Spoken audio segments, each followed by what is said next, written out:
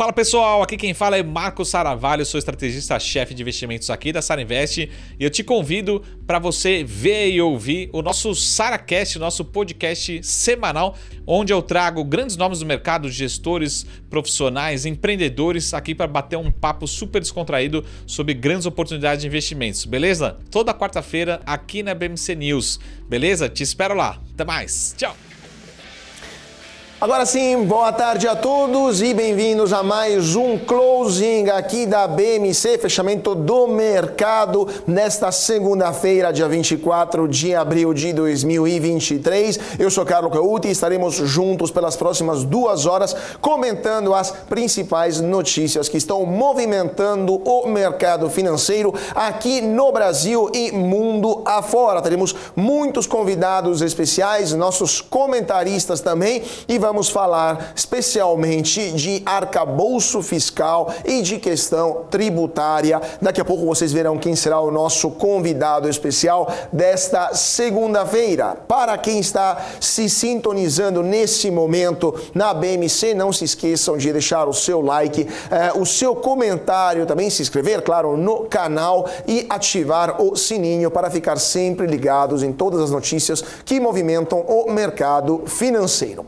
Bom, vamos iniciando então com uma análise do mercado, aliás, com um panorama do mercado no nosso profit aqui da Neológica. O Ibovespa nesse momento está operando em queda 0,49%, 103.858 pontos para o principal índice da Bolsa de Valores de São Paulo. Dólar futuro cai também 0,21%, R$ 5,47. Como vocês estão vendo aqui, atrás de mim, no nosso profit da Neológica, a pior ação nesse momento é a Companhia Siderúrgica Nacional Mineração, menos 5,58%, a Braskem perde 5,01% e o Bradespar, menos 4,85%. Por outro lado, a melhor ação do dia nesse momento é o Grupo Pão de Açúcar, aliás, o Carrefour, que está a 4,74% de alta, isso porque lá fora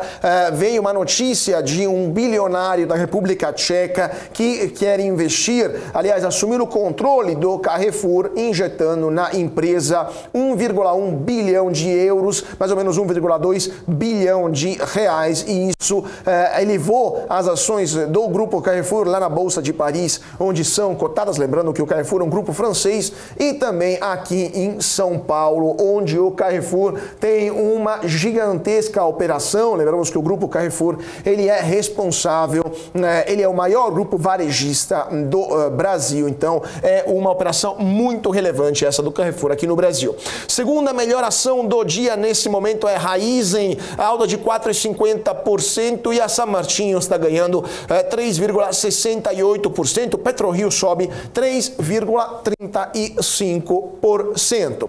Então vamos para as notícias que estão movimentando o mercado nesta segunda-feira. Segunda-feira, por sinal, bastante fraca ainda em termos de notícias empresariais, mesmo se em breve teremos o começo oficial da temporada de balanços 2023, o primeiro trimestre de 2023. Então, com certeza, nos próximos dias teremos mais notícias interessantes sobre os números das empresas de janeiro até março. Mas, por enquanto, então, iniciamos com as notícias, especialmente vindo lá de Brasília, porque o ministro da Fazenda, Fernando Haddad, planeja cortar 150 bilhões de reais em renúncias fiscais do governo. Haddad chamou essa política de renúncias tributárias, que, lembramos, é aquela política quando o governo deixa de arrecadar determinados tributos ou contribuições para setores ou programas específicos. Haddad chamou essa política de, abre aspas, caixa preta, fecha aspas. Segundo Haddad, todos os anos o Brasil deixa de arrecadar 600 bilhões de reais. E, segundo o ministro, a Advocacia Geral da União estaria preparando um documento com um detalhamento das empresas beneficiadas por renúncias e subsídios. Haddad considerou parte desses benefícios como, abre aspas, jabutis tributários, fecha aspas, mas esse é um tema que está longe de ser novidade, porque há anos as renúncias fiscais do governo têm aumentado sua participação na economia cerca de 20%, isso seria, segundo alguns cálculos, o valor, né, a porcentagem total das renúncias de tudo aquilo que o governo arrecada teriam aumentado ao longo dos anos, passando de cerca de 3% do PIB para mais de 4% do PIB entre 2006 e 2023, né? Muitos desses benefícios que a Haddad quer revisar, inclusive vieram do segundo governo Lula e também dos governos da ex-presidente Dilma Rousseff, mas se provaram pouco efetivos em termos de aumento da produtividade brasileira ou aumento das contratações por parte de empresas ou de investimentos e, ao mesmo tempo, além de inefetivos, se provaram muito caros para os cofres públicos. Agora, Haddad disse que não vai mudar aquelas regras de renúncia fiscal do Simples Nacional, né, que é o regime tributário que representa a maior renúncia fiscal do governo, são cerca de 88,5 bilhões de reais somente este ano, mas também não serão impactados, por exemplo, programas como a Zona Franca de Manaus, né, ou deduções de imposto de renda, a isenção da poupança, entre outros, né? Vamos ver então o que vai acontecer. Para você ter uma ideia, somente a Zona Franca de Manaus representa mais de 55 bilhões de reais. A agroindústria, por exemplo, ela tem uma exoneração de 53,9 bilhões de reais, né? Então, são, de fato, valores muito expressivos, mas também são valores que são utilizados, que beneficiam grupos que têm muita força de pressão no Congresso Nacional, muita lobby que pode ser feita. Então, vai ser uma batalha bastante complicada esta do ministro da Fazenda. E esse é um assunto que vamos discutir com o nosso primeiro convidado, que já estará aqui conosco, Felipe Salto, que já foi responsável do Instituto Fiscal Independente do Senado Federal e agora é economista-chefe da Warren. Então, o Felipe Salto já daqui a pouco estará conosco. Enquanto isso, vamos continuar analisando as notícias que vêm de Brasília, porque sempre Haddad falou que o Brasil vai adotar um modelo de cobrança que vai permitir o desconto de imposto na hora da compra dos produtos vendidos em plataformas internacionais de e-commerce, né, de comércio eletrônico. A Haddad estava se referindo especialmente às plataformas asiáticas, como a Shein, a Shopee e a AliExpress, que são plataformas no olho do furacão, que ficaram no olho do furacão no último período. Por quê? Porque o governo federal quer aplicar novas regras tributárias para estas três plataformas que são acusadas por parte do empresariado brasileiro de fazer concorrência desleal ao varejo local. Isso porque no Brasil existe uma regra que isenta as transações internacionais, né, as compras, os envios, na verdade, internacionais até $50, né, e isso seria uma brecha utilizada por muitas empresas para não pagar imposto alfandegário. O governo queria eliminar esta eventual brecha, né, ou essa regra de isenção, voltou para trás e agora está tentando achar um acordo com estas empresas, né?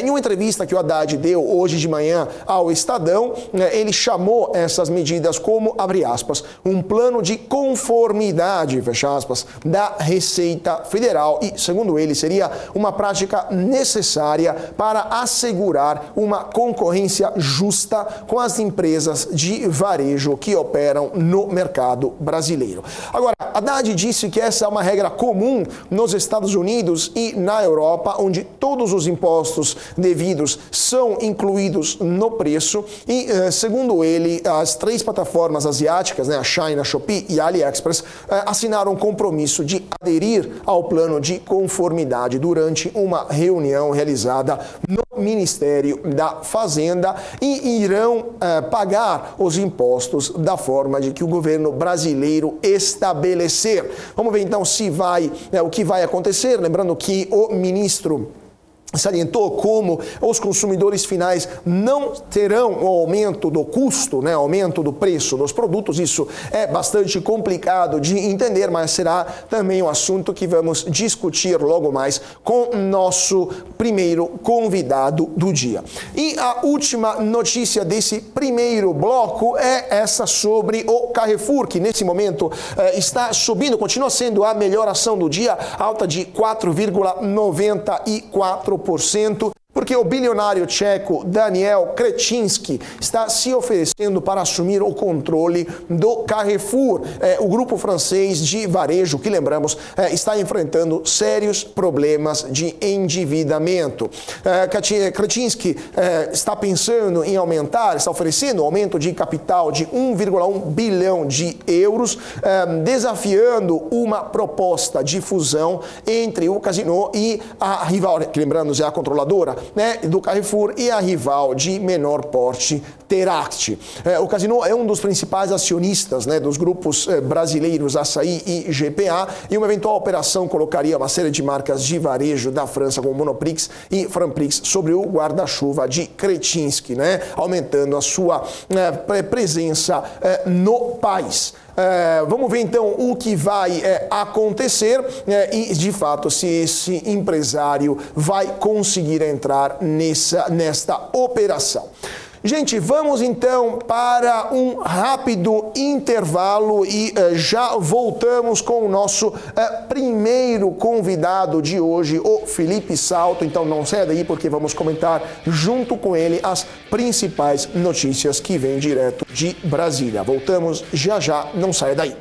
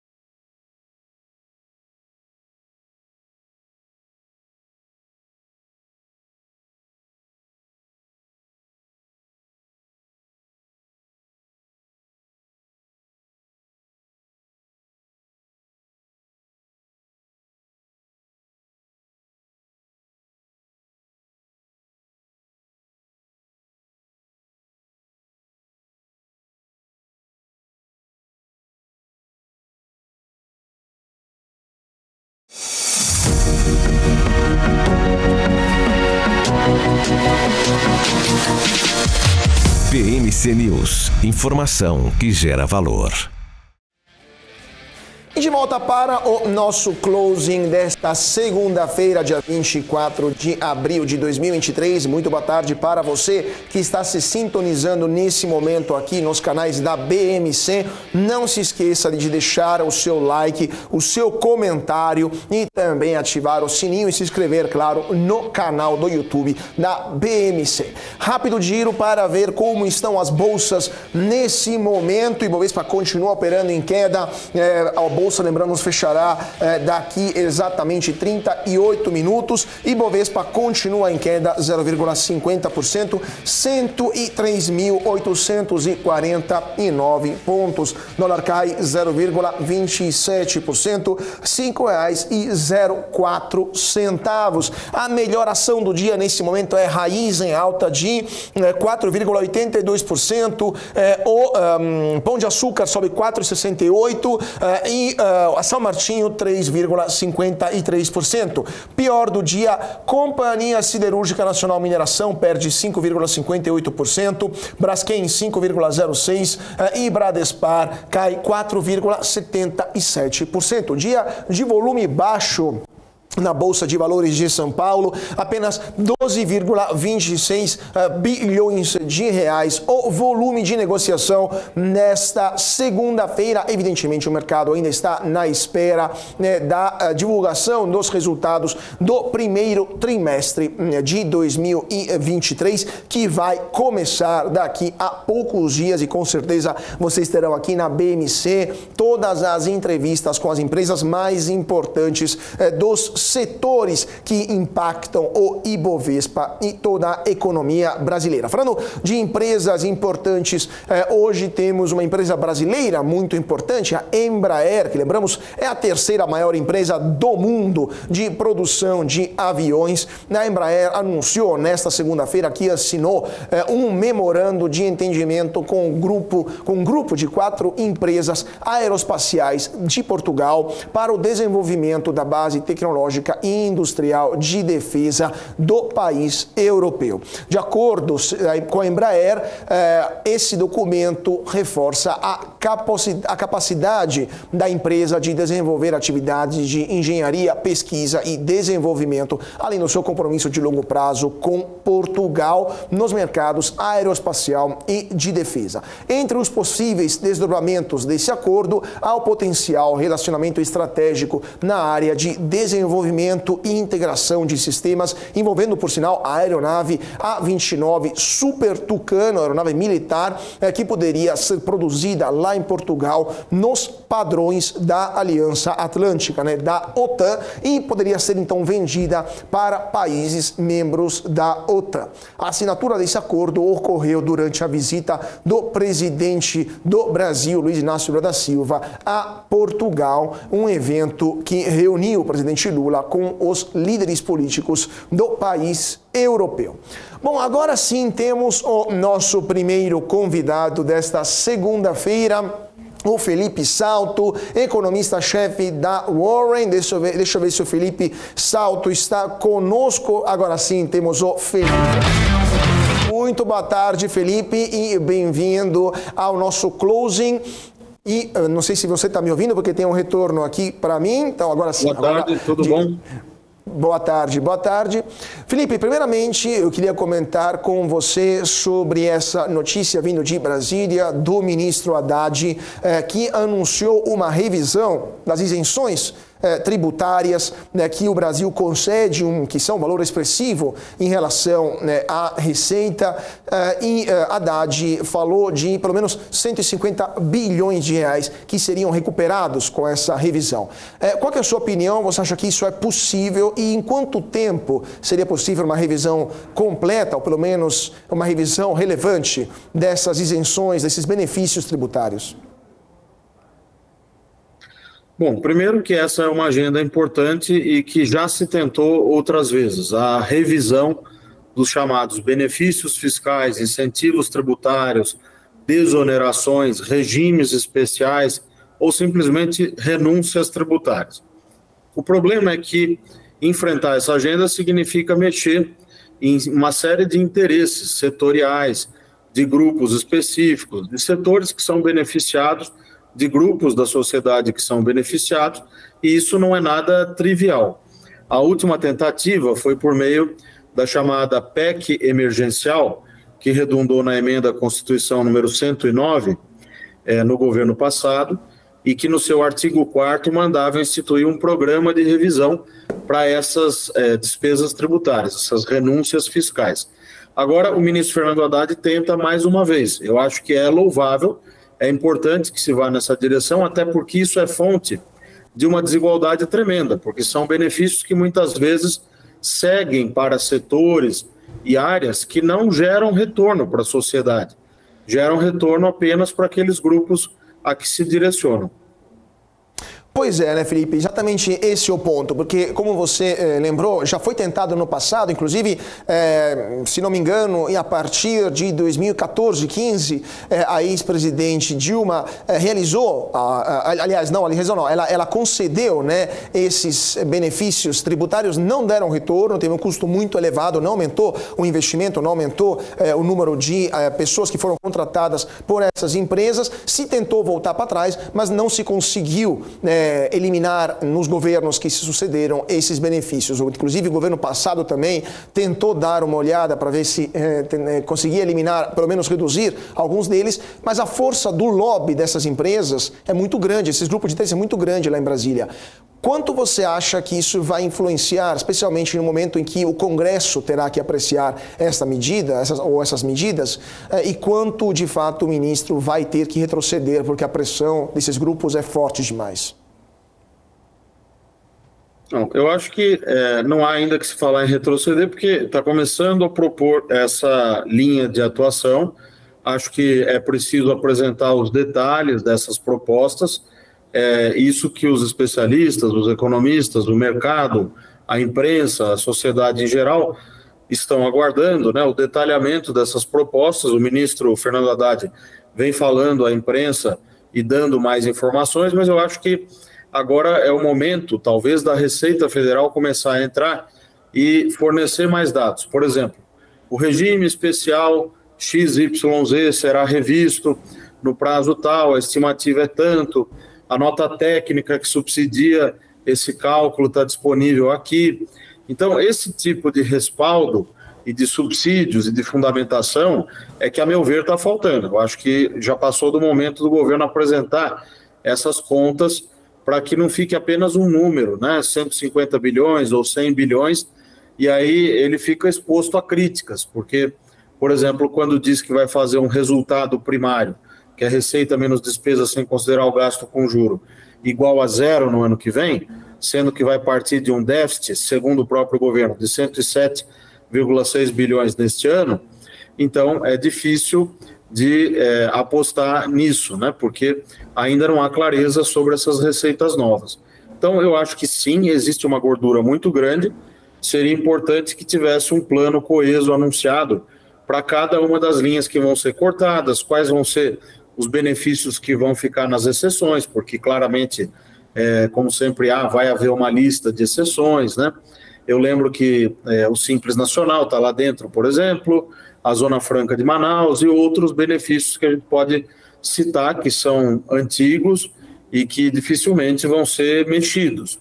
Por outro lado, há uma série de outros, como, por exemplo, os abatimentos no imposto de renda pessoa física dos gastos com saúde, que vão diretamente para subsidiar as pessoas que têm renda mais alta, principalmente, que declaram o imposto de renda e se beneficiam ao apresentar notas de exames médicos ou de consultas médicas, e isso também poderia ser com facilidade revisto. Eu digo com facilidade, mas não sem enfrentar o custo político, né? Todas essas medidas, da mesma forma que o corte de despesa, elas embutem também custos, né, políticos. Mas aí a pergunta que lhe faço na base desse raciocínio, eliminando ou pelo menos reduzindo esses benefícios tributários, a carga total, a carga tributária total sobre a economia brasileira, né, que hoje é já mais alta do que os nossos concorrentes internacionais, do que outros países emergentes, não aumentaria ainda mais em porcentagem, reduzindo a competitividade total do Brasil? E a segunda pergunta também que lhe faço esse governo de fato não está desesperado, não está mostrando um certo desespero em procurar novos impostos, né, novas entradas, novas receitas, até mesmo de coisas menores, como por exemplo o imposto sobre a importação de produtos até $50, mostrando que ele tem um plano claro para gastar, mas não tem um plano claro para colocar as contas em dia? Não, eu não concordo com essa sua avaliação. Eu acho que o governo apresentou na semana passada um projeto de lei complementar, o PLP número 93 de 2023, que contém 2 eixos. Um eixo é uma regra fiscal baseada no controle do crescimento da despesa, que só vai poder crescer a 70% daquilo que a receita líquida de transferências a estados e municípios estiver crescendo nos últimos 12 meses, e um outro eixo que são metas de resultado primário. Então existe um plano anunciado e agora a discussão é em cima de como os detalhes desse plano vão ser aprofundados no Congresso Nacional, se vai haver algum aprimoramento, se vai haver algum questionamento, e nesses últimos dias o debate tem se dado em torno disso. Quanto à primeira parte da sua questão, da carga tributária, eu entendo que o combate a esses incentivos tributários, benefícios, gastos tributários, renúncias fiscais, desde que a partir de uma boa avaliação que tenha concluído que esses benefícios não estão produzindo o efeito preconizado e que esses recursos poderiam gerar efeitos, por exemplo, sobre a redução da desigualdade, muito maiores se estivessem sendo aplicados de outra maneira, então é muito melhor que se corte esses benefícios, esses incentivos tributários. E claro que isso aumenta o bolo arrecadado. Não quer dizer que você está majorando imposto, recriando impostos ou coisa do tipo. Você está cortando benefícios, o que, aliás, é extremamente difícil de acontecer. É importante lembrar que das medidas que foram anunciadas, tem uma que merece destaque, que é a subvenção a custeio e investimento, mas principalmente a custeio hoje, baseada numa lei complementar número 160, lá de 2017, e que tem fundamento nos subsídios tributários do ICMS, um imposto estadual. Quando esses subsídios são concedidos, esses benefícios tributários, o contribuinte pode usar esses valores para descontar do lucro que ele apura para recolher os impostos federais. E isso acaba levando a uma erosão na arrecadação, que nós calculamos aqui na Warren em 65 bilhões, até 65 bilhões em termos anualizados. O governo calcula um valor maior. Então, há uma série de medidas que podem ser tomadas. Eu acho que agora a tarefa primordial do governo é o detalhamento disso e o convencimento também daquilo que vai depender do Congresso Nacional. Quanto ao plano de voo, ao arcabouço fiscal, eu acho que aquele risco de um quadro fiscal mais deteriorado já pode se dizer afastado. Não quer dizer que nós estamos num céu de brigadeiro. Vamos ver como vai ser a execução do plano e, como sempre, o diabo mora nos detalhes, né? Pois é, porque justamente falando do arcabouço fiscal, né? Hoje de manhã a manchete do Valor Econômico é justamente sobre o fato que o mercado ainda não, abre aspas, citando aqui o Valor Econômico, o mercado não comprou ainda a nova regra fiscal, né? Uma análise que foi feita pelo Valor Econômico, falando com vários analistas, com vários economistas. Agora, qual que é a sua avaliação? Você passou do setor público, né, do IFE para o setor privado, agora na Warren, então tem muito bem clara essa diferença também de visão dos dois mundos. Mas, na sua opinião, o mercado já comprou essa nova regra fiscal ou, de fato, ainda está na dúvida sobre a capacidade do governo de, primeiramente, aprová-la no Congresso, depois aplicá-la e, eventualmente, encontrar os recursos necessários para respeitá-la? Bom, eu acho que há uma divisão. Claramente você tem opiniões divergentes, né? Se você pegar os principais colunistas de economia, por exemplo, Alguns estão mais otimistas, outros estão mais pessimistas. Nas entrevistas com os principais players, a mesma coisa, né? Então, tem pessoas que atuam na área, que estão mais com uma visão parecida com a minha, e tem outras que estão com uma visão menos otimista, que acham que a regra é ruim, que não vai produzir melhora na dívida pública, que é um tiro na água e coisas do tipo, né? Então, como é que o mercado vai se convencer? Com a prática. Então, quanto mais o governo conseguir tomar medidas para mostrar que o arcabouço, de fato, é para valer, tanto maior vai ser o convencimento, né? E isso ajuda também do ponto de vista dos juros, porque esse maior convencimento por parte do mercado financeiro representa um custo médio da dívida mais baixo, e isso ajuda também a estabilizar a relação dívida-PIB ao longo do tempo. Agora, só uma pergunta telegráfica também, porque eu queria fazer outra sobre a questão da taxação de importações. Mas, para terminar esse assunto do arcabouço, você não acha que, de fato, o governo se comunicou mal, ou pelo menos as regras são muito mal explicadas, né?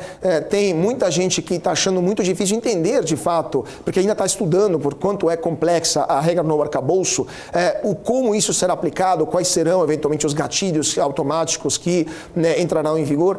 O governo não se comunicou mal, ou pelo menos não desenhou de forma muito complexa, muito complicada, quase bizantina, esse arcabouço fiscal?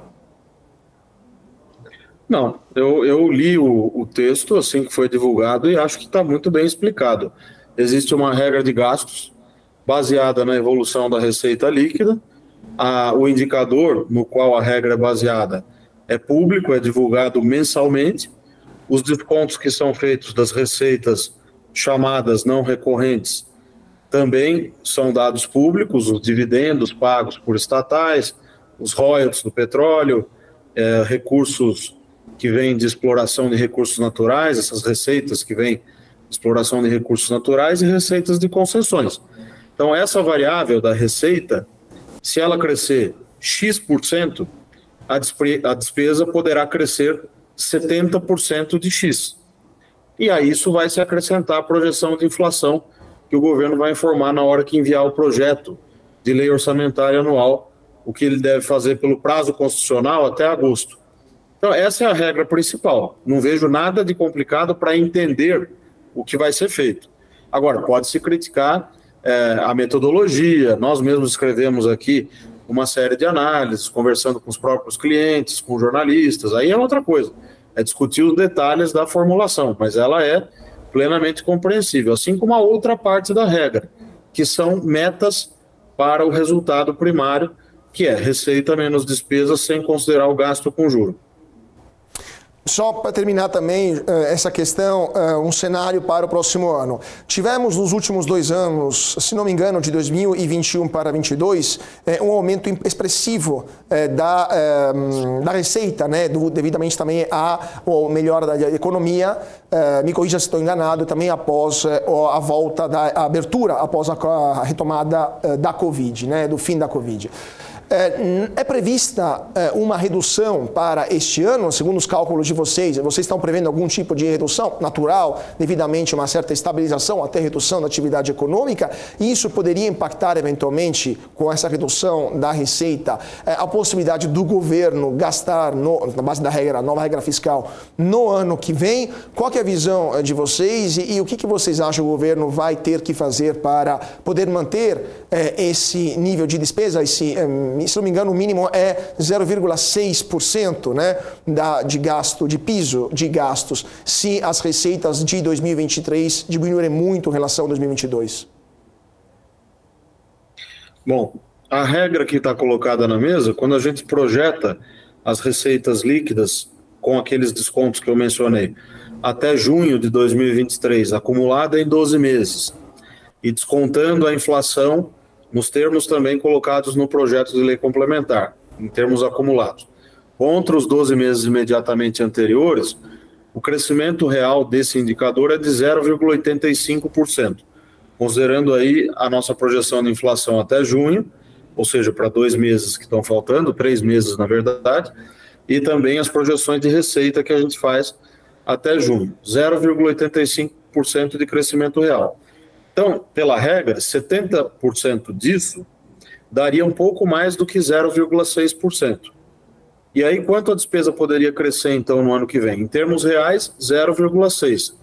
Em termos nominais, é o 0,6% mais a inflação que se observar em 2023, que vai ser aquela informada pelo governo no âmbito da apresentação da proposta de orçamento.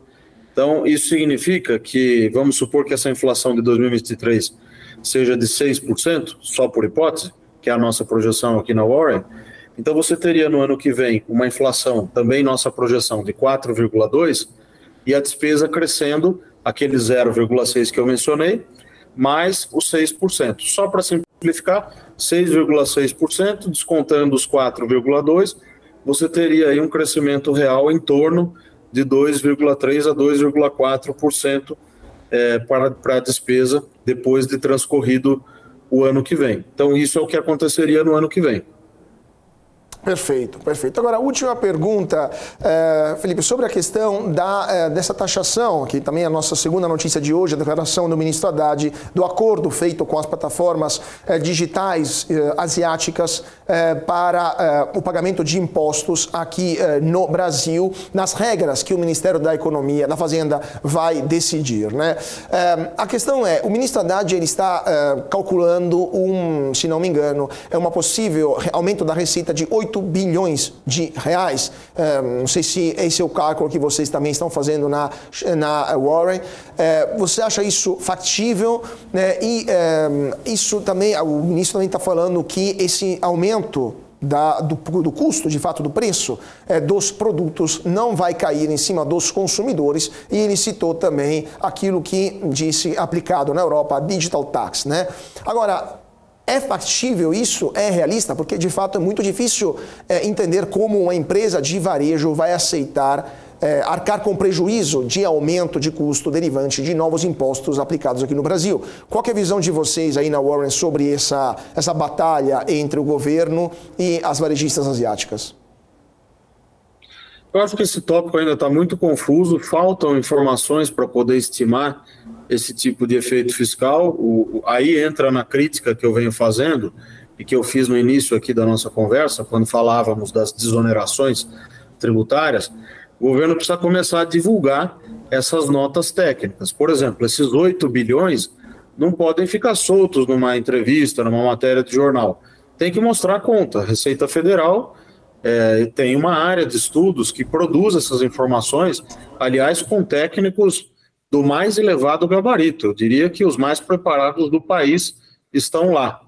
Então, ao divulgar essas informações, a gente poderia fazer o escrutínio e observar se esses 8 bilhões se referem a tais e quais setores, em que período vão entrar, etc. No nosso caso, nós não fizemos essa conta porque consideramos que não temos informações para poder estimar. Então, de todas as medidas que estão sendo anunciadas para elevação de receita ou recomposição de arrecadação, aquela que eu mencionei do fim da subvenção do ICMS, né, que é descontada da apuração do lucro na hora de recolher os impostos federais, é a que me parece mais firme até agora. A gente tem informações que permitem fazer contas, ainda que com menos detalhes, né, em relação ao governo, mas que mostram que seria possível ter uma arrecadação em torno de 65 bilhões, no máximo, né, no melhor cenário. Acabou de chegar agora, porque o ministro Haddad também diz que mandou estudar uma análise para tributar o uso de juros sobre capital próprio por suspeitar de abusos. O que vocês na Warren estão achando disso, e existe de fato na mesa uma hipótese para eliminar, para por fim a existência dos juros sobre capital próprio, e qual é a sua opinião se isso de fato for apresentado pelo governo? Eu acho que nós temos que avaliar as propostas, né? Primeiro, eu tenho sempre essa prática, eu estou há 15 anos, pelo menos, analisando contas públicas. Desde antes de sair da faculdade, eu faço isso, né? Primeiro em consultoria, depois no Senado Federal, na academia também, no mestrado, na Instituição Fiscal Independente, na Secretaria da Fazenda de São Paulo e no mercado financeiro agora. Então, uma coisa que eu aprendi é que não se deve analisar uma coisa que não tem nada de concreto ainda, né? Então, primeiro precisa ter a proposta, depois a gente vai analisar. Perfeito, perfeito. Então, eu queria agradecer muitíssimo o nosso convidado de hoje, o Felipe Salto, economista-chefe da Warren, ex-diretor do Instituto Fiscal Independente e também ex-secretário de Finanças do Estado de São Paulo e também autor, lembramos, de um livro muito interessante que é Finanças Públicas, né? Um livro, se não me engano, de alguns anos atrás, ele organizou junto com o Mansueto de Almeida, leitura obrigatória para quem quiser entender melhor de finanças públicas. É uma coletânea de artigos de vários economistas que foram organizados pelo Felipe. Então, é uma leitura que eu tive com muito prazer no passado, então aconselho para todos quem quiserem dar uma olhada. Muito obrigado, Felipe, por sua participação e com certeza voltaremos a conversar sobre novidades do arcabouço fiscal. Bom trabalho para você. Muito obrigado, um abraço a você e a todos. Muito obrigado. E vamos então continuando com as nossas notícias, mas antes disso, vamos dar um break rapidíssimo e voltamos já já com novidades do mercado que está prestes a fechar, mais 13 minutos de negociação na B3 e voltamos também com nossos outros convidados. Não saia daí, voltamos já já.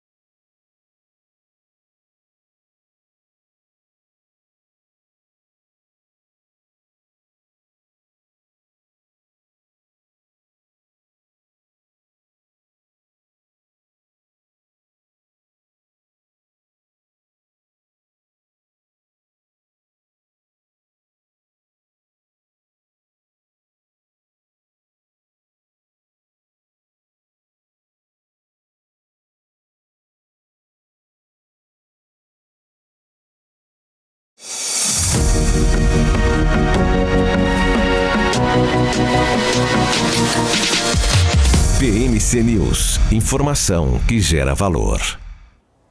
E de volta para o nosso closing desta segunda-feira. Muito boa tarde para você que está se sintonizando nesse momento aqui na BMC News.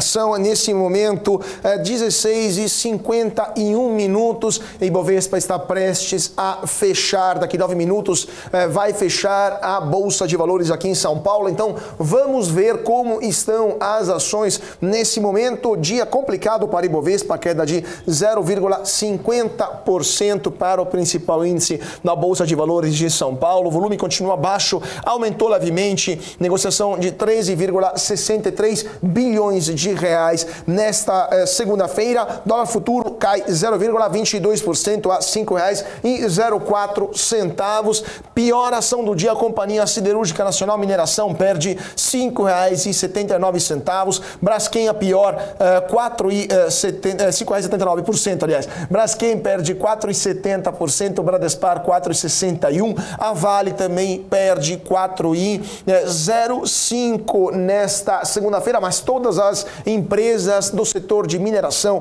estão sofrendo neste pregão. Por outro lado, temos o Pão de Açúcar, que sobe forte, Pão de Açúcar...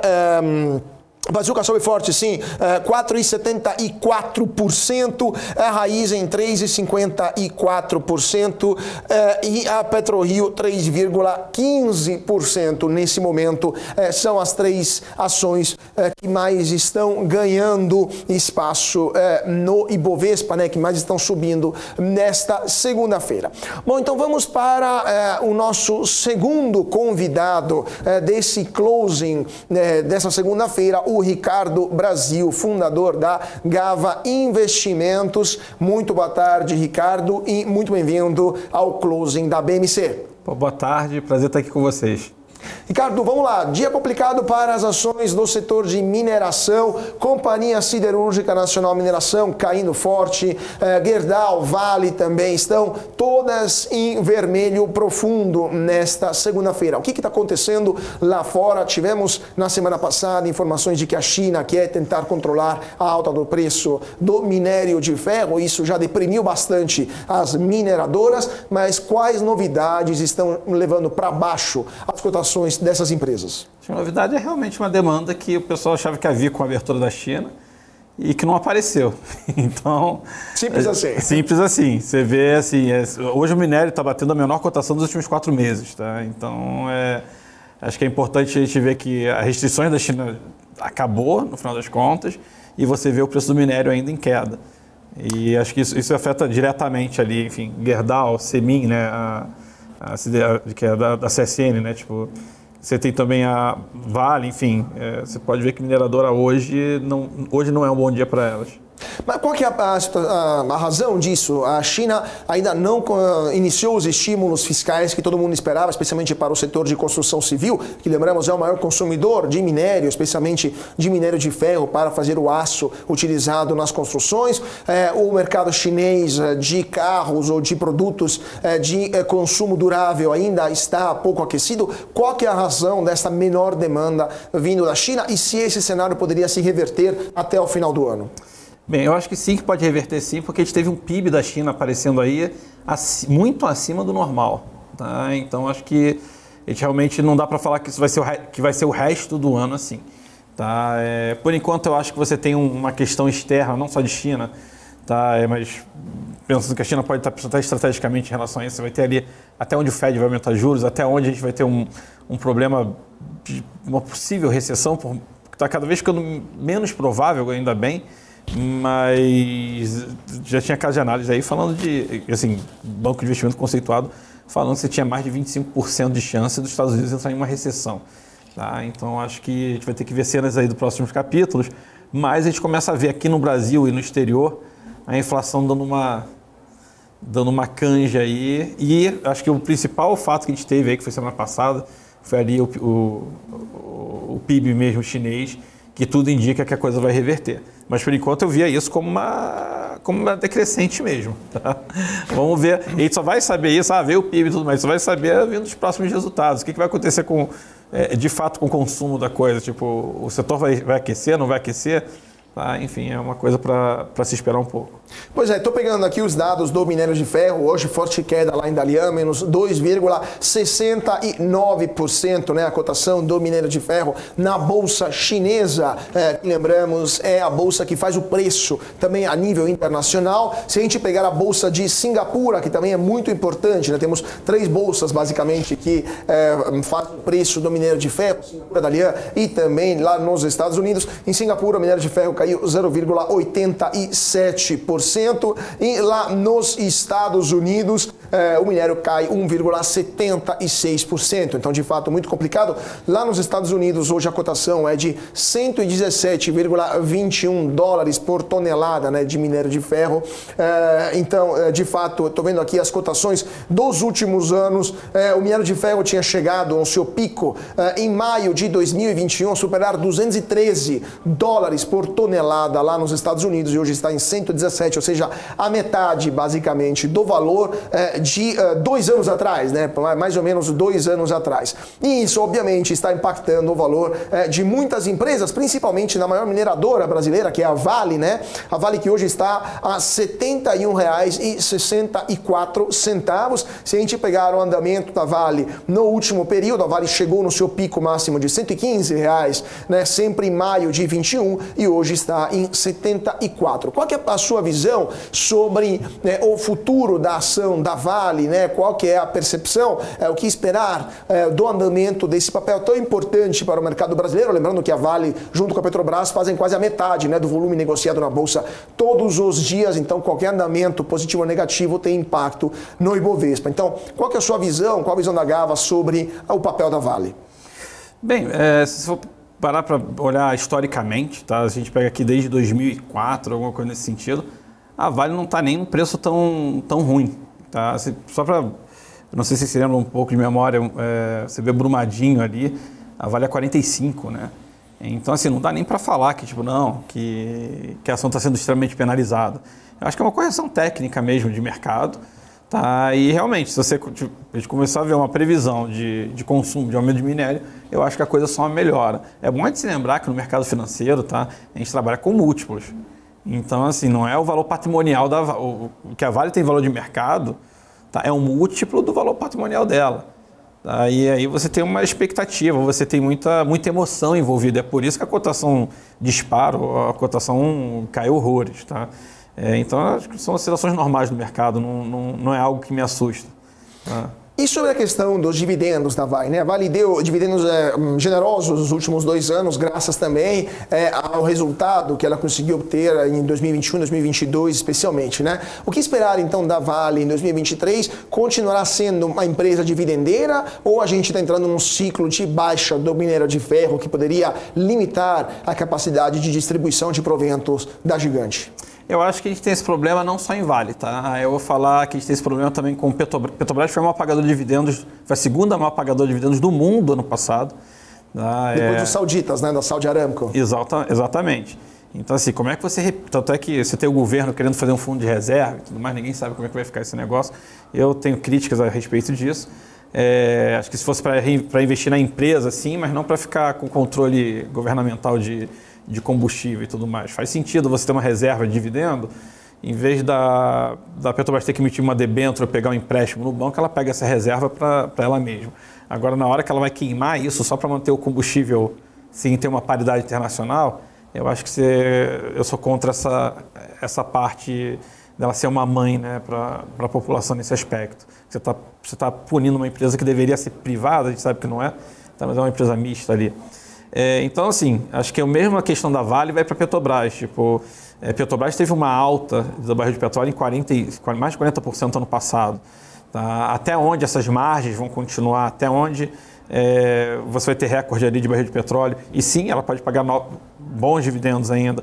Vale, eu não tenho dúvida de que vai pagar bons dividendos. A questão é, será que vai pagar os mesmos dividendos do passado? Eu acho que está diretamente relacionado ao minério de ferro. Mas, de fato, é uma empresa, enfim, é uma referência nacional e internacional. Eu não tenho dúvida nenhuma de que ela vai pagar bons dividendos, só não sei se vão ser do mesmo tamanho que foi pago no passado. Claro. Agora, só para pegar um gancho daquilo que você falou sobre a atuação do governo em relação à Petrobras, né, tirando a questão do fundo que a Petrobras deve manter para ser queimado, para manter o preço da gasolina baixo, né, ou pelo menos menos alto aqui no Brasil. A outra coisa que o governo já fez, né, que não é que anunciou, já está valendo, é aquele imposto de 9% sobre a exportação de petróleo bruto para o exterior, né? Algo que não afeta tanto a Petrobras, mas está afetando muito, ou deveria ter afetado muito, outras petroleiras, como por exemplo PetroRio, né, PetroRecôncavo, né, aquelas petroleiras particulares, né, que estão independentes, que atuam nos antigos campos petrolíferos da Petrobras e acabam explorando de forma mais eficiente esses campos que abandonados, de fato, né, ou cedidos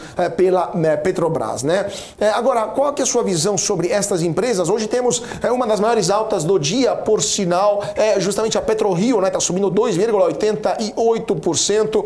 A PetroRio que se recuperou desde o vale encontrado, né, o ponto menor encontrado em março, estava R$30, hoje está a 35,15, chegou a bater 36, né? Mas qual que é a sua visão sobre essas empresas independentes e o que esperar também de uma atuação mais incisiva ou não do governo sobre o resultado, né, dessas empresas petrolíferas privadas? Bem, uma ação do governo incisiva em cima delas não é nada bom, tá? Essa que é a grande verdade. A grande diferença delas para a Petrobras é realmente elas serem independentes. Tipo, qual que é a vantagem? O próprio Jean Paul fala, né? O Jean Paul fala que tipo, você tem ônus e bônus com a Petrobras. Qual que é você não gosta de ter o governo como sócio? Para mim o ônus é esse. Então, você tem o governo como sócio querendo usar a empresa para alguns fins que às vezes o meio privado não gosta. Por outro lado, é uma empresa monstruosa que já tem concessão, já tem toda a documentação para explorar, para deixar de explorar, enfim, já tem todas as aprovações necessárias, né? Então, você tem ônus e bônus ali, tem o governo como sócio.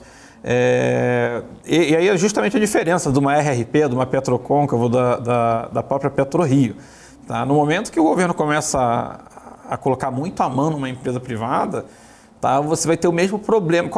Você vai ter o mesmo problema de Petrobras, que é o governo ali se metendo muito na coisa. Espero que o governo pare um pouco por aí, porque realmente essa é a grande diferença de Petrobras. Qual que é o grande destrave da Petrobras, que se falava no passado, esse ano não vai se falar provavelmente, tá? Seria a privatização. Tá? O que se falava, tipo, quando é que você vê um preço da Petrobras disparando? Quando se fala, quando uma privatização se torna realidade. Tá? O que não é caso ali da RRP nem das outras. Por outro lado, você tem ali Goldman Sachs e outras empresas falando de RRP que está em 27, falando de preço-alvo de 90, tá? De 70 e poucos reais. Então, você tem muito mais destrave, digamos assim, você tem muito mais upside numa empresa que não é controlada pelo governo, tá? A gente está falando dessas três privadas que você comentou agora há pouco, do que a própria Petrobras, que o destrave da Petrobras, ou ela ganha muito dividendo, mas não dá para imaginar que o petróleo vai ficar subindo, batendo recorde durante 10, 15 anos consecutivos, não sei se tem uma guerra atrás da outra, tá? Ou realmente uma privatização que é muito bom comentar, tá? Vai falando de governo, não tenho nada contra o governo, tá? Mas assim, é muito bom comentar que o governo, ainda mais o PT, adora falar e fazer diferente, tá? A gente viu ali no passado você abrindo capital no governo do PT da BR Distribuidora, tá? Enfim, e hoje em dia a BR Distribuidora já é privatizada, tá? Assim, ela teve uma outra follow-on, tiveram algumas follow-ons e ela foi privatizada. Então, assim, até onde, não acho que vai vir uma privatização de Petrobras por agora, mas não duvidaria, tá? Quem sabe você emite mais ações. Uma das grandes privatizações, entre aspas, da Petrobras, tá? Foi no próprio governo do PT, quando teve o pré-sal. Tá? Você teve uma emissão ali de ações, mas claro, o governo ainda continua com 50%, por lei, entre aspas, porque essa lei pode mudar, tá? Mas assim, continua com 50% mais uma ação ordinária. Tá? Mas assim, o que o governo fala é uma coisa, o que é feito é outra, o que eu não tenho nada contra. O mercado adora. Quanto mais você privatizar as empresas mistas, melhor. Estou falando do Banco do Brasil, a Eletrobras foi privatizada, tá? E o governo fala que vai tentar voltar atrás, é praticamente impossível isso, porque se você fizer isso, você vai gerar um conflito jurídico, né? Você tira uma segurança jurídica do país, você vai ter investidor saindo fora do país, tá? Obviamente, o presidente fala isso só da boca para fora. Então, assim, apesar das falas, eu acho que no meio privado a coisa vai indo, tá? Apesar ali de você querer criar um fundo e tudo mais.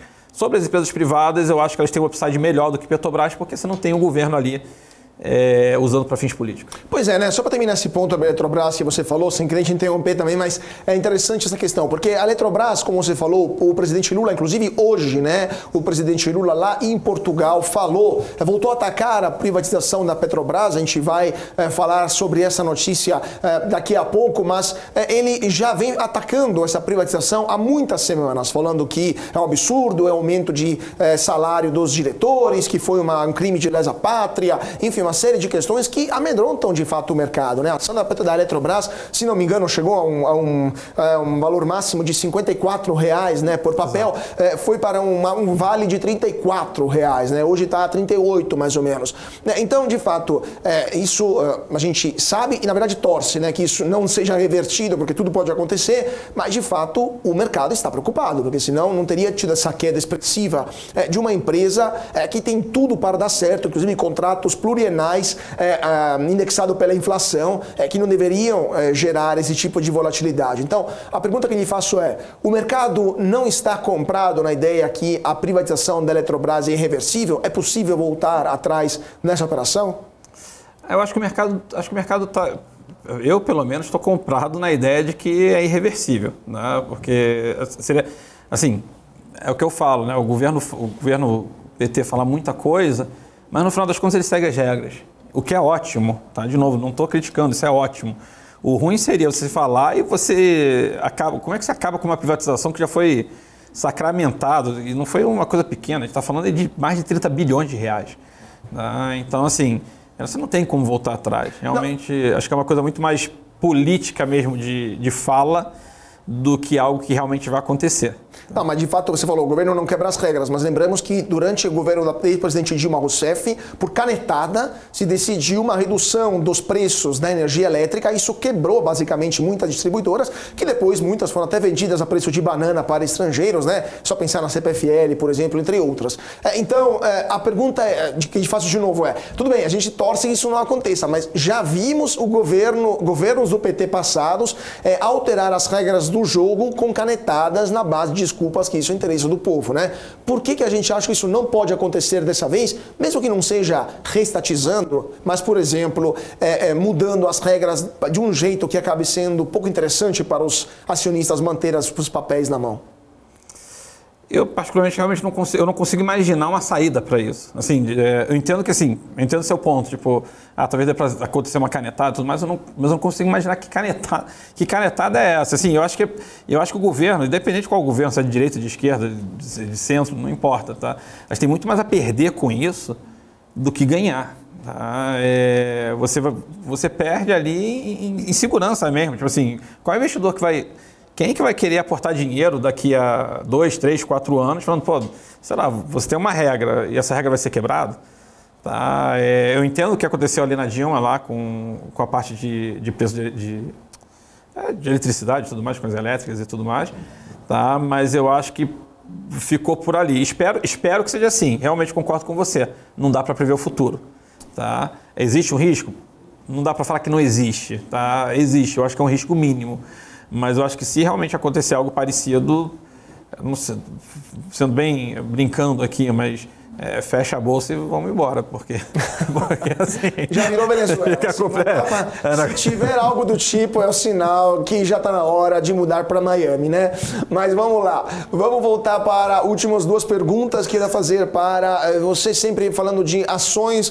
Primeiro, uma das queridinhas do mercado aqui, hoje é a Magalu, né? Uma das ações que todo mundo pergunta quando falamos com analistas técnicos, né? Magazine Luiza e, em geral, ações do varejo estão sofrendo muito no último período. Hoje a Magalu, nesse momento, ela está subindo 2,73%. Então, um sinal positivo interessante, um dia que a bolsa está perdendo 0,50%, mas se a gente for ver o andamento da ação da Magalu dos últimos anos, a ação Magalu passou de R$ 23,90 em julho de 2021 para R$ 3,39 no momento. Qual que é a sua visão sobre a ação da Magalu e, em geral, geral, sobre o varejo aqui no Brasil, contando que com esses juros tão elevados fica difícil obter um financiamento viável, né, para as pessoas poderem comprar. Então, qual que é a sua visão sobre os próximos meses da Magalu e de seus papéis? Eu vou falar dos próximos anos, tá? É péssimo, tá?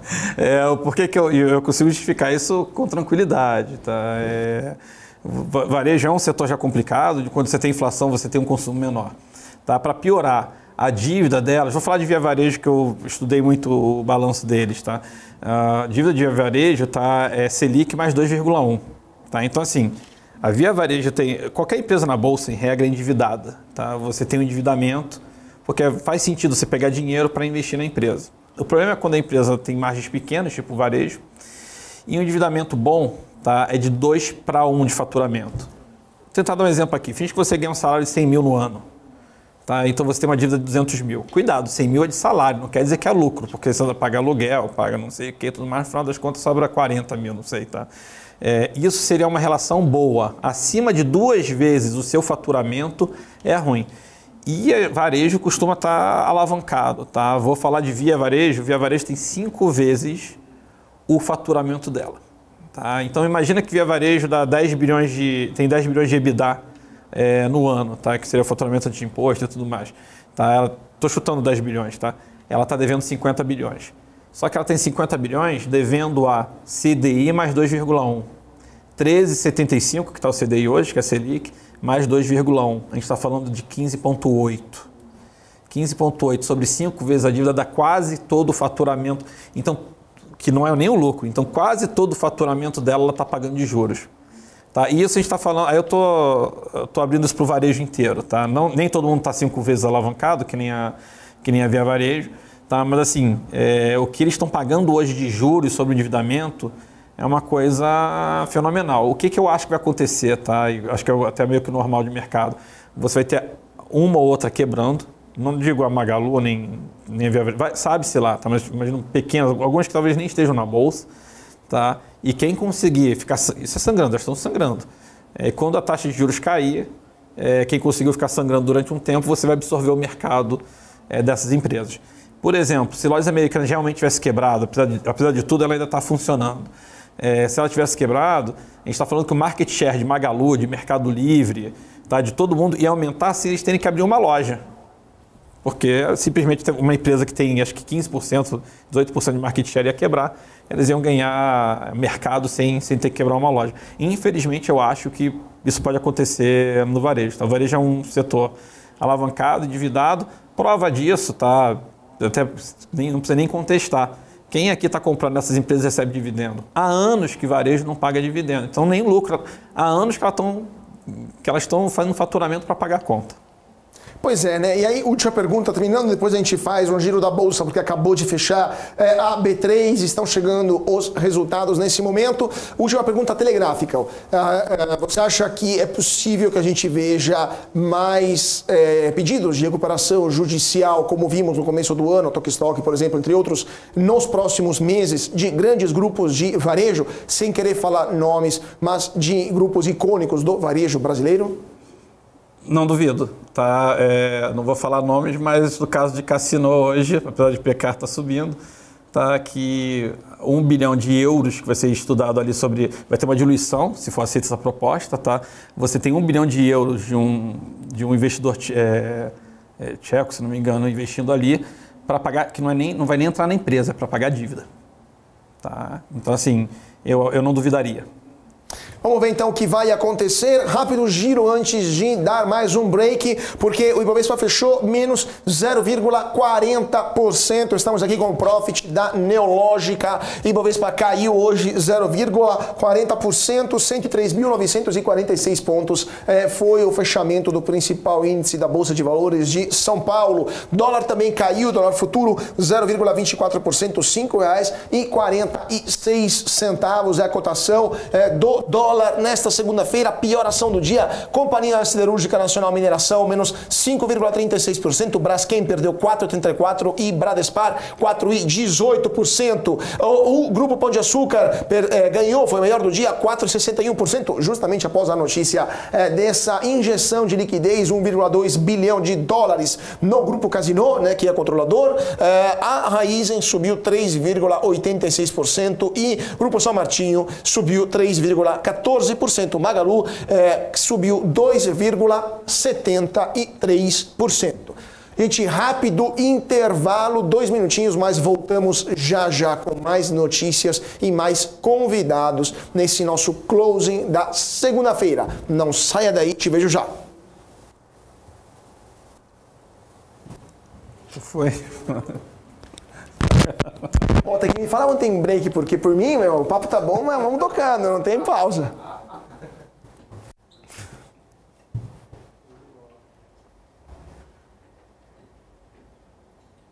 A gente colocou ali em cima, Carlos, se você quiser. É pequenininho, mas tem o tempo que falta para acabar cada... Ah, boa. Tá passando de... Ótimo, então facilita. Não sabia que era aquele lá, era boa, então fechou. Antes, o ideal seria nessas de baixo também. Não, mas tá bom. Olho pra lá, tá ótimo. Obrigadão.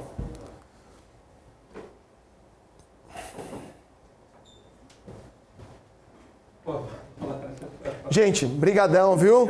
E foi um prazer. Até a próxima. Nós vemos na próxima ocasião. Obrigada.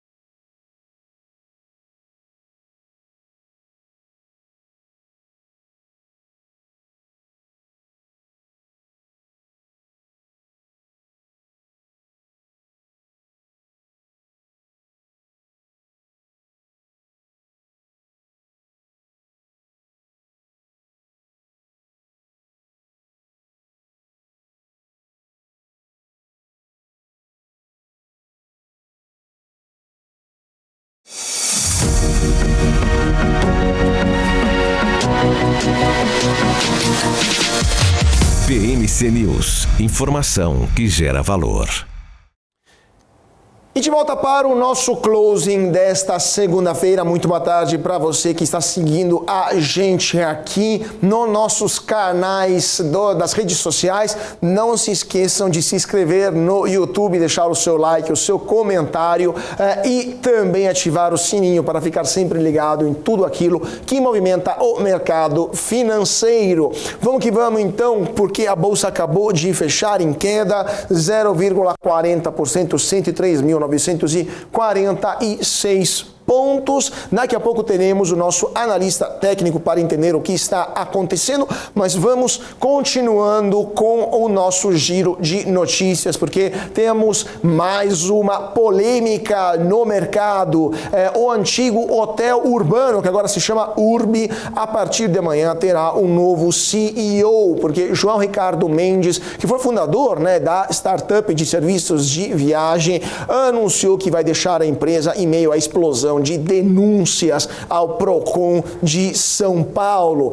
O Urbi enviou uma nota onde se afirma que Mendes se disse envergonhado, Aliás, segundo ele, abre aspas, dizer que estou envergonhado é um eufemismo extremo, fecha aspas. Mendes citou a morte da própria mãe há cerca de um ano e meio e encerrou a carta com um trecho da música Till I Collapse, Collapse do cantor americano Eminem. Quem vai assumir a cadeira de CEO do Urbi será o Otávio Brizan, que está na companhia há vários anos, né? Então vamos ver o que vai acontecer com a Urbi. Lembrando que há vários dias tinha essa polêmica com a Urbi, porque basicamente a empresa não estava respeitando os contratos, muita gente estava protestando no Procon de São Paulo por causa do fato que a empresa não estava respeitando os contratos e as reservas que as pessoas tinham feito, né? Então, com a saída do CEO, vamos ver se a empresa vai poder voltar, vai poder fazer o seu turnaround após esse momento de tensão com clientes que levou a essa explosão de reclamações.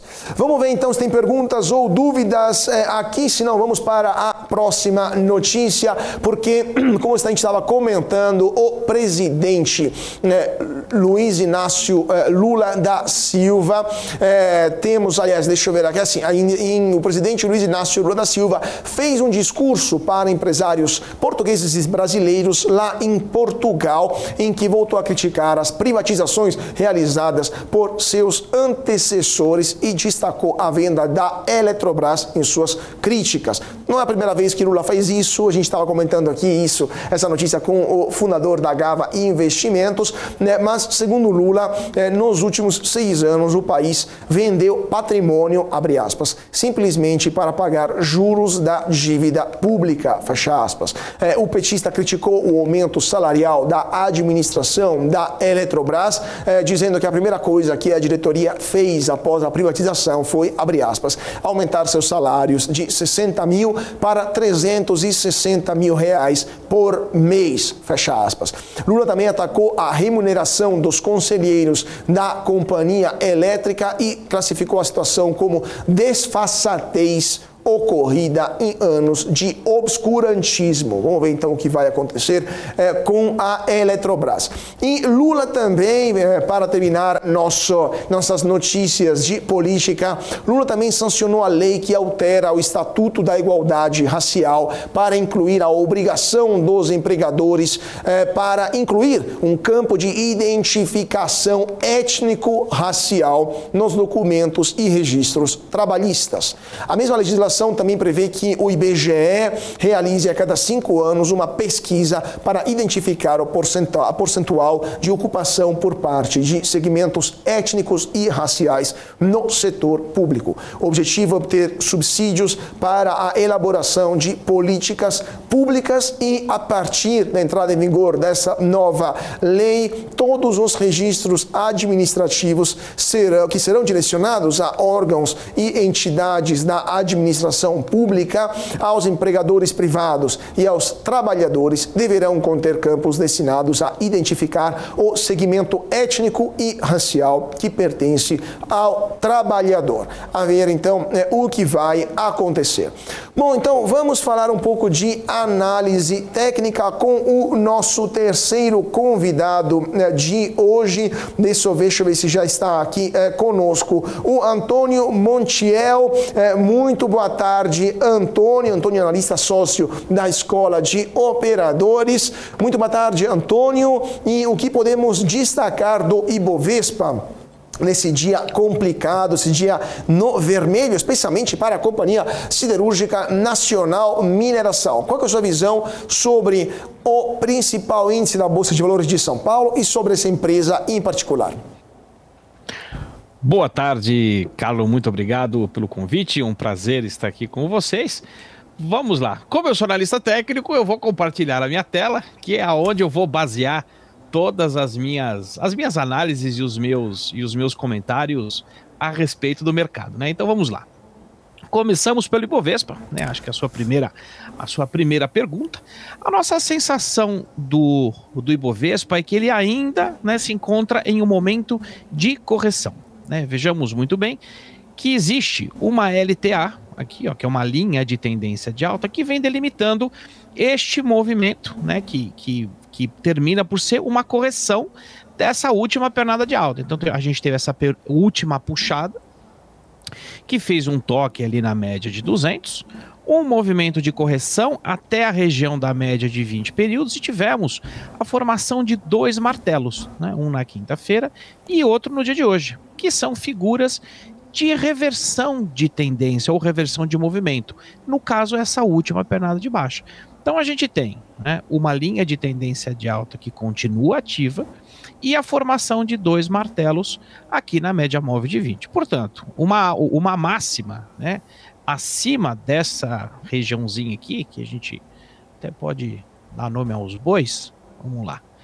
Uma máxima acima da máxima de hoje, né, e a máxima né, das últimas de quinta-feira, aqui na região dos 104.600, 105 mil é compra, tá? E a gente retoma a tendência de alta, né, de olho primeiro na média de 200 aqui no 108 e depois nessa linha azul, que eu vou tirar um pouco de zoom para mostrar para vocês, essa LTB, ó, que é uma importante linha, tá vendo? Que delimita todo esse movimento aqui, que sempre que o índice encontra essa linha, ele vem com dificuldades em romper, né? Então, assim, antes da gente falar de novo nos 114, 115 mil pontos, né, que foi essa última resistência aqui, primeiro ele tem que levar essa LTB. Mas sim, existe uma expectativa de alta nas próximas sessões. O problema, né, vai ser se ele perder essa linha de tendência de alta aqui. Aí sim a gente tem ele numa situação mais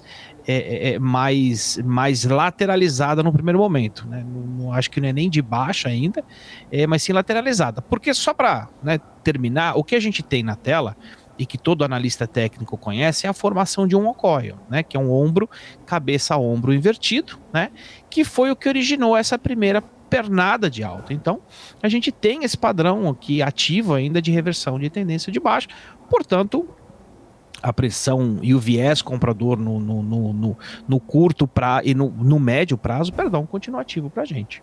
Você depois tinha perguntado da CSN, Carlos, é isso? Exatamente, Companhia Siderúrgica Nacional Mineração, que hoje foi a pior ação do dia. Muito bem. A CSN ela abriu com gap de baixa, né? Abriu aqui para baixo da média de 200 períodos, né? A gente tem uma região de suporte aqui, pintado, né, nos 13,60.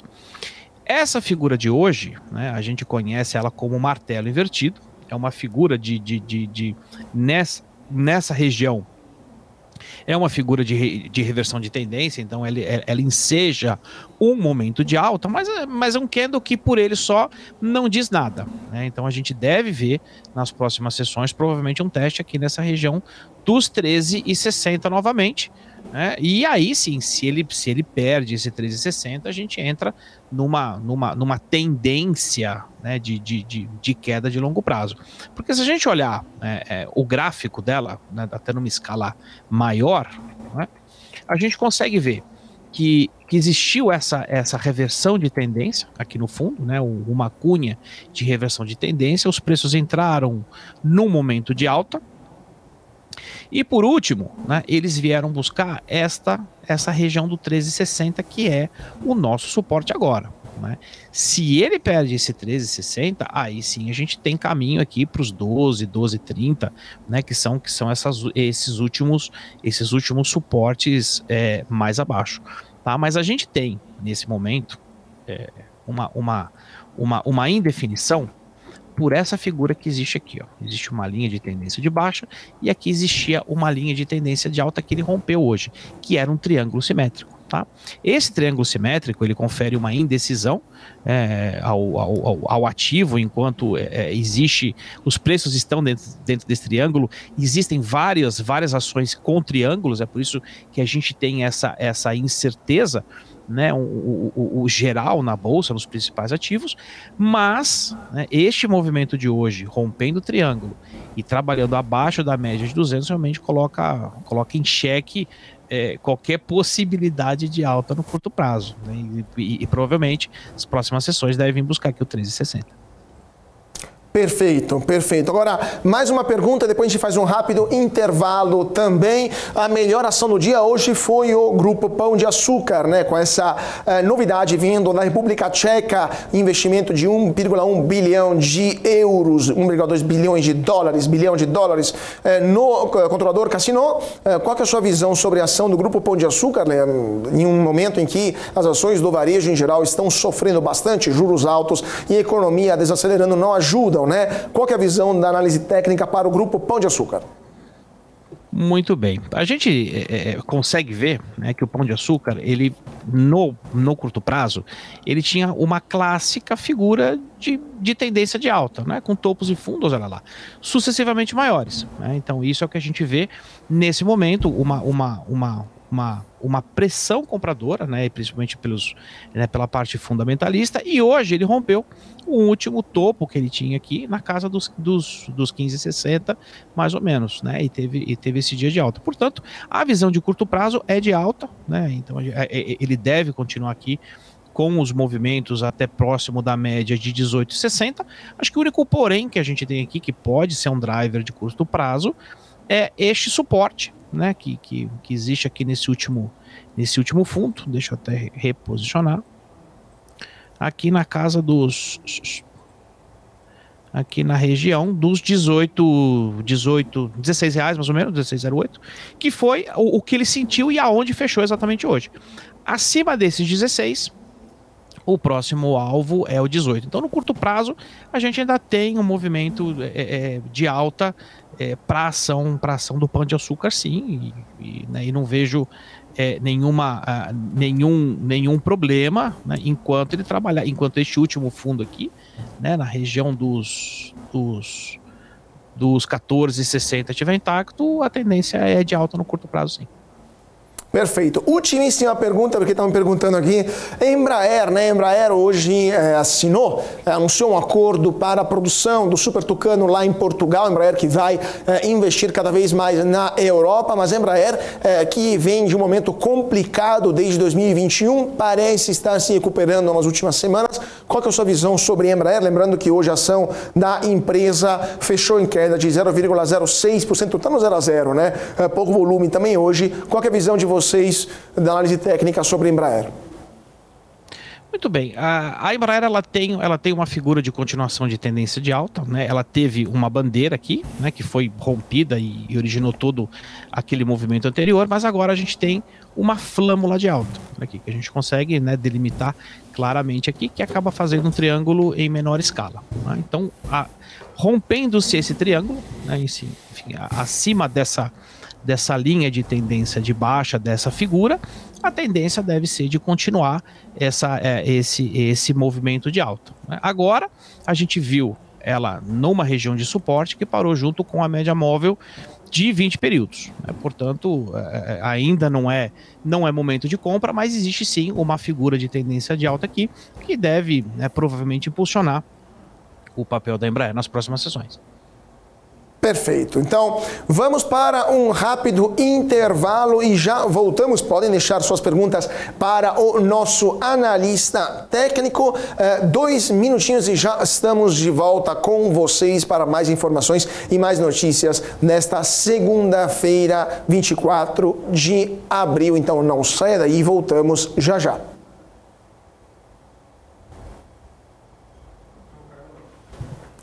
Já voltamos, tem mais uma pergunta aqui para o analista técnico e depois voltamos para as notícias. Ele está ouvindo, ele está te ouvindo aqui, mas qualquer coisa... Ah, beleza. Então, você está me ouvindo aí? Antônio, está me ouvindo aí?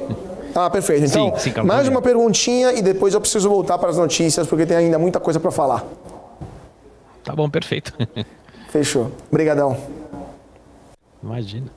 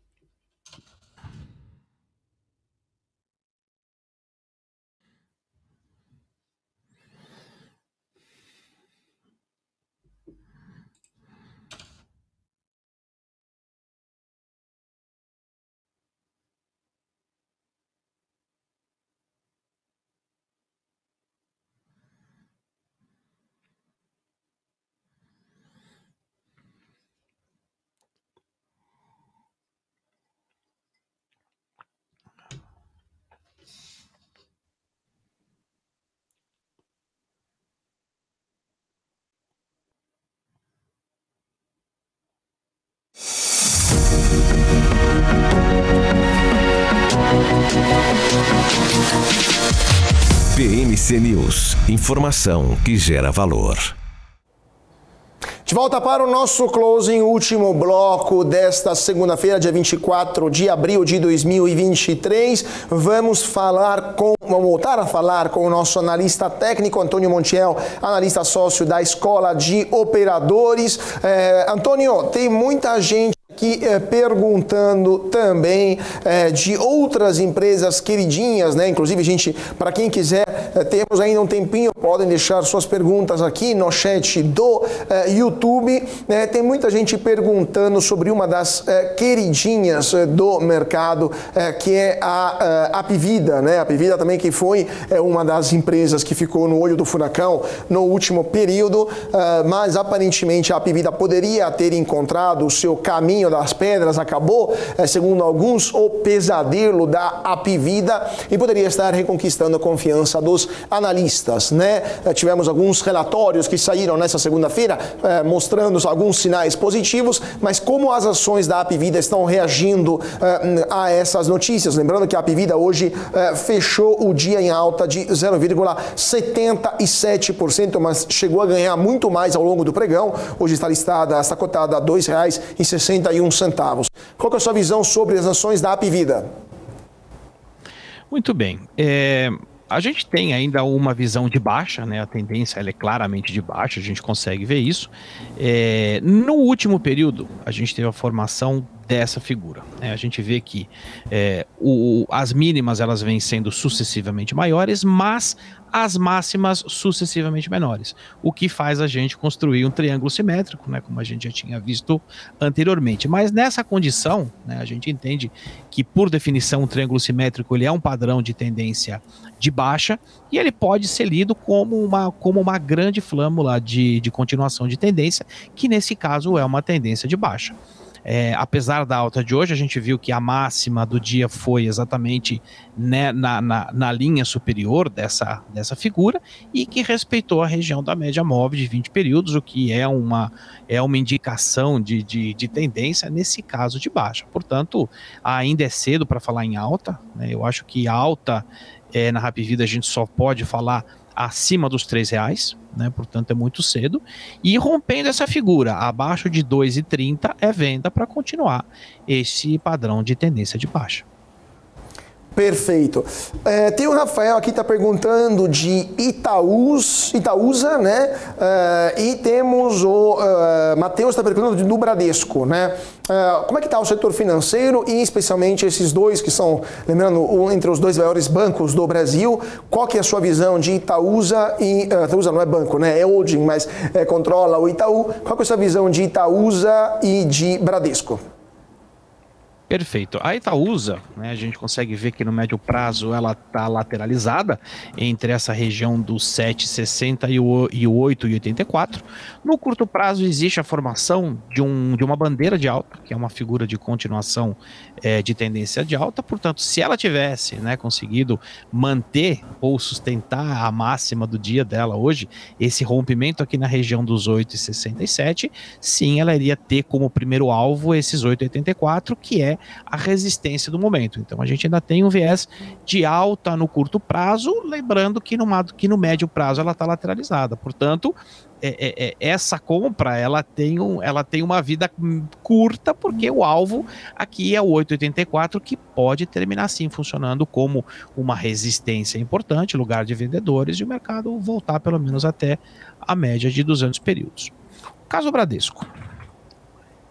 C4, muito bem. O caso Bradesco é um pouco mais complicado, né?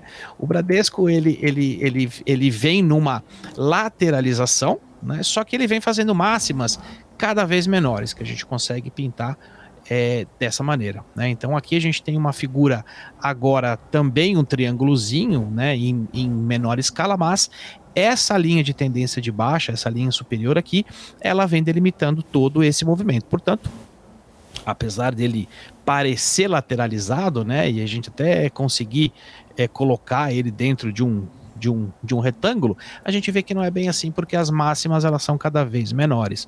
Portanto, o Bradesco, para que ele ganhe, né, ímpeto, ele ganhe viés de alta, ele tem que romper essa linha de tendência de baixa, que é a máxima aí da semana passada, na região dos 14,20, que ele até tentou, né? A gente viu que depois ele fez uma estrela cadente aqui na semana passada.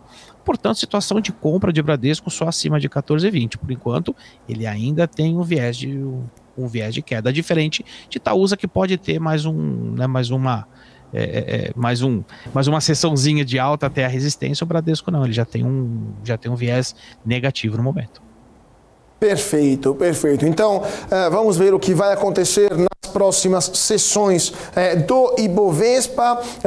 Muito obrigado ao Antônio Montiel, analista sócio da Escola de Operadores, por ter estado conosco nesta segunda-feira aqui no Closing da BMC. Muito obrigado, Antônio. Muito obrigado. Eu que agradeço o convite e estou à disposição sempre que precisar. Uma ótima tarde a todos.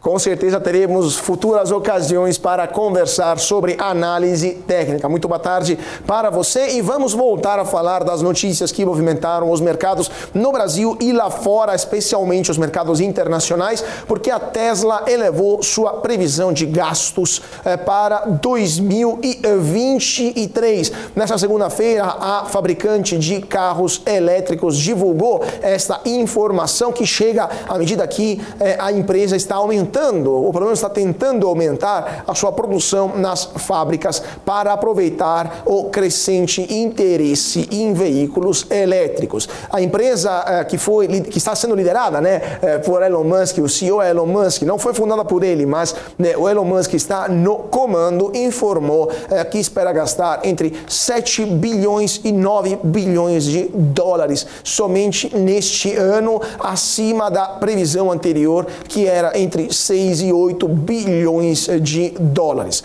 A Tesla manteve a previsão de gastos para os próximos 2 anos, sempre entre 7 e 9 bilhões de dólares, mas o mercado não gostou e as ações da Tesla caíram no começo desta tarde, né, lá nos Estados Unidos. A empresa, que chegou a ser a montadora mais valiosa do mundo, está aumentando a sua produção de forma agressiva, priorizando o crescimento das vendas, mas em detrimento dos lucros, isso em um contexto de economia mais fragilizada e tentando atingir a ousada meta fixada pelo próprio Elon Musk de vender 20 milhões de veículos elétricos em 2030. Um objetivo que fará com que a Tesla tenha o dobro de tamanho de qualquer montadora na história, e isso representaria cerca de 20% do mercado global de veículos. Em janeiro, a empresa já colocou de lado 3,6 bilhões de dólares para expandir o seu complexo de gigafábricas nos Estados Unidos, onde vai produzir em massa o seu caminhão chamado Semi, né, que, por sinal, está muito atrasado, né, seu desenvolvimento está muito atrasado, e também vai construir uma fábrica para a célula 4680, que vai ser capaz de produzir baterias suficientes para 2 milhões de veículos leves por ano. A empresa também está aumentando a produção em suas fábricas de Berlim, na Alemanha, e também de Austin, lá no Texas, e planeja abrir uma gigafábrica no México, enquanto se esforça para expandir a sua produção global.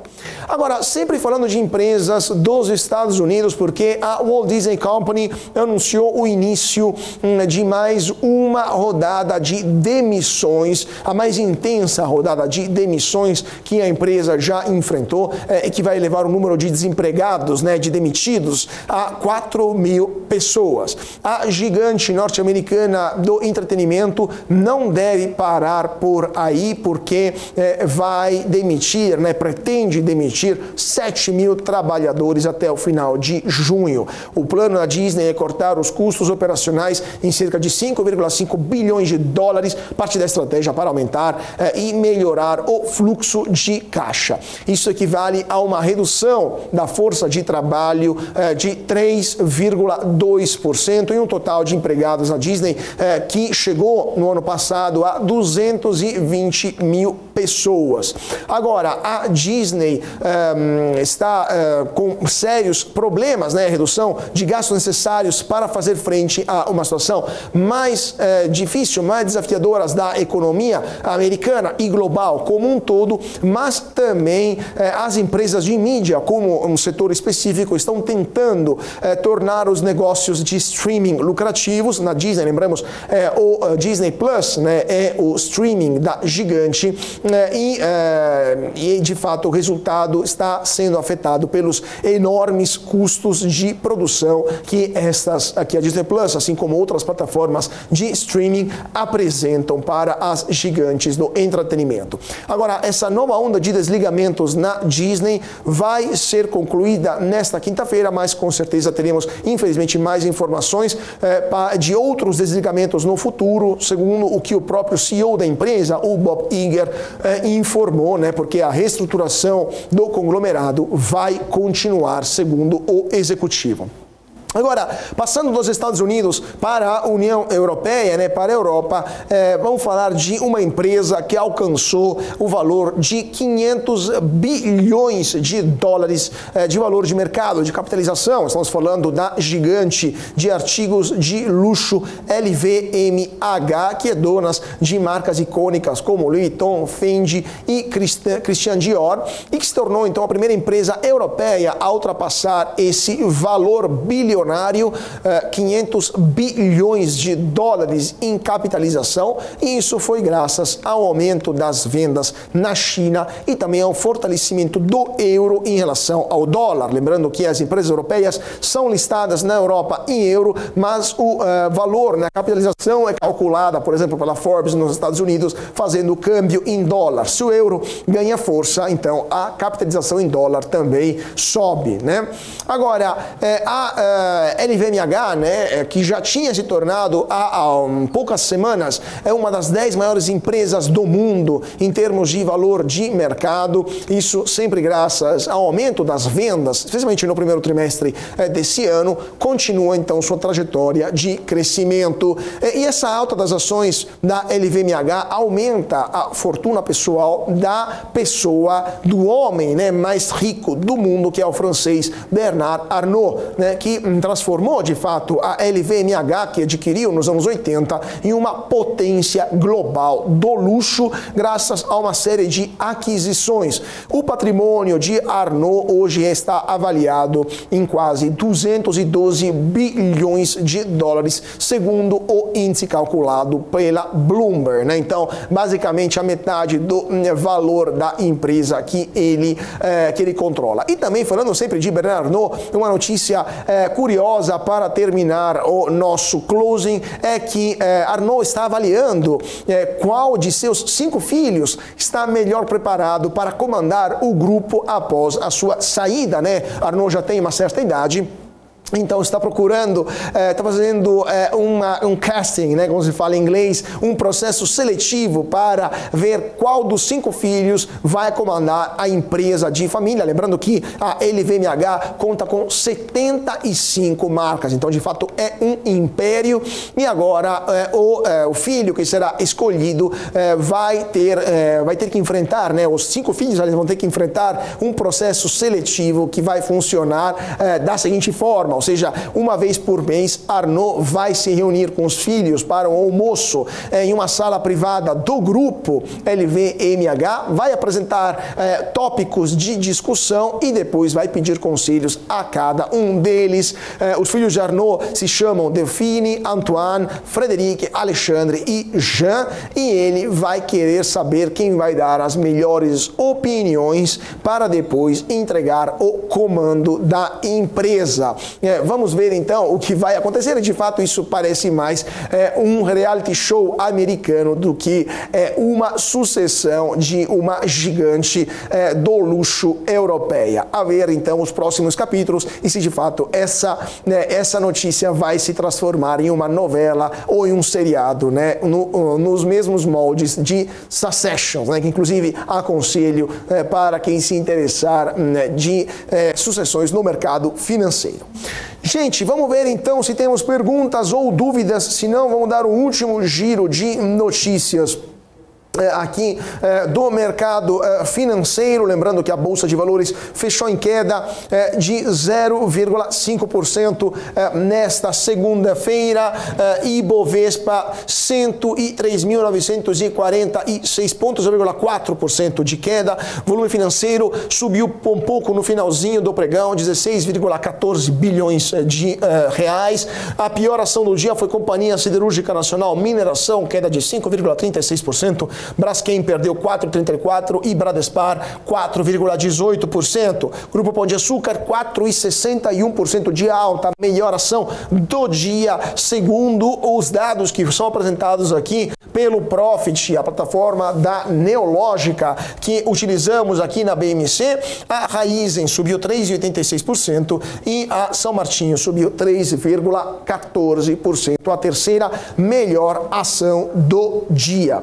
Tem gente aqui perguntando sobre os bancos. Vamos ver então como que os bancos fecharam nesta segunda-feira.